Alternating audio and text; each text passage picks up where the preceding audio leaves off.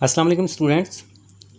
Test your self 1.5 बिल्कुल easy सी ये सरगर्मी है।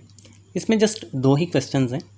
फर्स्ट क्वेश्चन में हमसे वो कह रहे हैं चंद मालिक्यूल्स दिए गए हैं, हमने डायटॉमिक, ट्रायटॉमिक और पॉलीएटॉमिक मालिक्यूल्स को सेपरेट करने हैं, अलग अलग करने। तो पहले डायटॉमिक मालिक्यूल देखते हैं। जैसा कि हम पढ़ चुके हैं कि एक ऐसा मालिक्यूल जिसमें सिर्फ दो एटम्स हों वो डायटॉमिक मालिक्यूल है, क्योंकि हमें पता है कि डाई का मतलब टू होता है। हम ऑलरेडी मालिक्यूल्स के एग्ज़ाम वाले टॉपिक में सीख चुके हैं। तो चलिए देखते हैं कि दो एटम्स कौन कौन से मालिक्यूल्स में हैं। तो जैसे H2 है, देखें इसमें दो एटम्स हैं, दोनों ही हाइड्रोजन के हैं।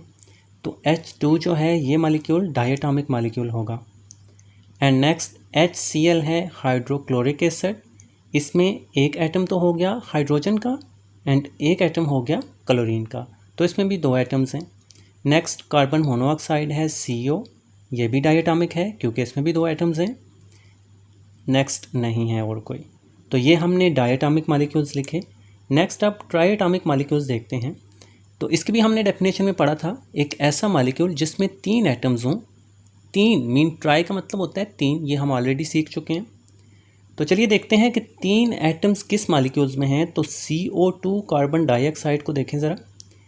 इसमें तीन एटम्स हैं, एक एटम कार्बन का हो गया एंड दो एटम्स ऑक्सीजन के हो गए।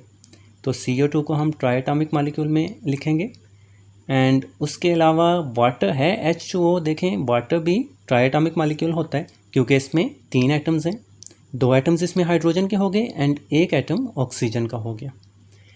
तो और देखने पर हमें कोई भी नहीं मिलेंगे, यही बस दो जो हैं ये ट्रायटॉमिक मालिक्यूल्स हैं।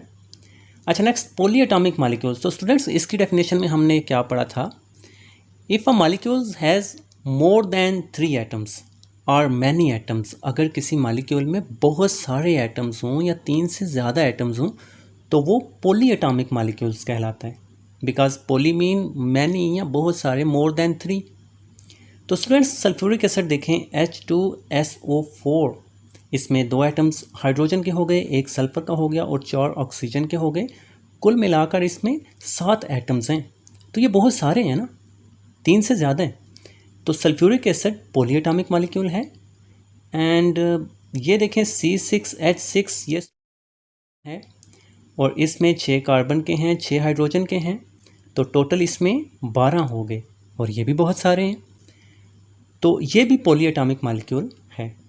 तो चलिए नेक्स्ट क्वेश्चन की तरफ मूव करते हैं। इसमें हमसे वो कह रहे हैं कि मदरजा झैल में से cation, A9, free radical, molecular ion या मॉलिक्यूल हमने सेपरेट करने हैं, अलग करने हैं। तो सबसे पहले कैटाइन देखते हैं। तो स्टूडेंट्स एटम्स या एटमों का ऐसा ग्रुप जिस पर पॉजिटिव चार्ज होता है, मुस्बत चार्ज होता है, वो कैटाइन कहलाता है। जैसे फर्स्ट को देखें Na पॉजिटिव, इस पर पॉजिटिव चार्ज है तो ये कैटाइन है। एंड नेक्स्ट N2 पॉजिटिव है। स्टूडेंट्स यहाँ पर देखें ये कैटाइन, ये मॉलिक्यूलर आयन है, ये मॉलिक्यूलर कैटाइन है, तो इसको हम कैटाइन में नहीं लिखेंगे, ये मॉलिक्यूलर आयन में लिखेंगे क्योंकि आपको पता है N2 जो है ये एक मॉलिक्यूल होता है। अच्छा इसी तरह से नेक्स्ट हम देखते हैं और किस पर पॉजिटिव चार्ज है। तो और किसी पर भी पॉजिटिव चार्ज नहीं है, तो कैटाइन जस्ट एक ही है, Na पॉजिटिव। अच्छा नेक्स्ट एनाइन है। तो एनाइन जिस पर नेगेटिव चार्ज हो तो वो देखते हैं। अच्छा यहाँ पर स्टूडेंट्स देखें तो CO3 2 नेगेटिव है। यहाँ पर देखें ये CO3 जो है ना, ये कोई कंपाउंड या ये कोई मालिक्यूल नहीं होता, ये अनस्टेबल मालिक्यूल है यूजली, कार्बन ट्राइऑक्साइड। तो इसको हम मालिक्यूलर आयन में कंसिडर नहीं कर सकते, तो ये हम एनाइन में ही कंसिडर करेंगे। CO3 2 नेगेटिव, ये एनाइन ही होगा। एंड H नेगेटिव, इस पर भी नेगेटिव चार्ज है तो ये भी एनाइन है। एंड O2 नेगेटिव भी, ऑक्सीजन के एटम में 2 इलेक्ट्रॉन्स फालतू आ गए हैं तो ये भी एनाइन होगा।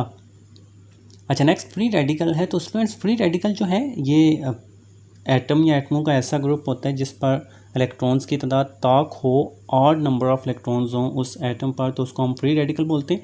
और इसको शो करने के लिए हम एलिमेंट के ऊपर ये डॉट का सिंबल यूज़ कर देते हैं, एक नुक्ते का सिंबल यूज़ कर देते हैं, तो वो फ्री रेडिकल्स होते हैं।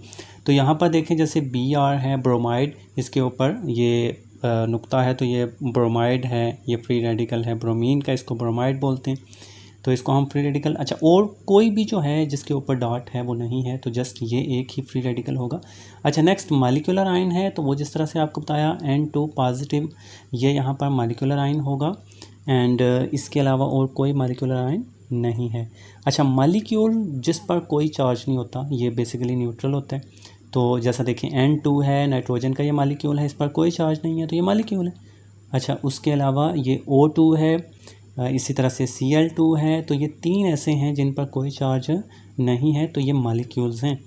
तो इस तरह से स्टूडेंट्स देख लें हमने तमाम को सेपरेट कर लिया है। आई होप आपको समझ आ गई होगी। ओके स्टूडेंट्स, अपना बहुत सारा ख्याल रखिएगा और दुआओं में याद रखिएगा। खुदा हाफिज़।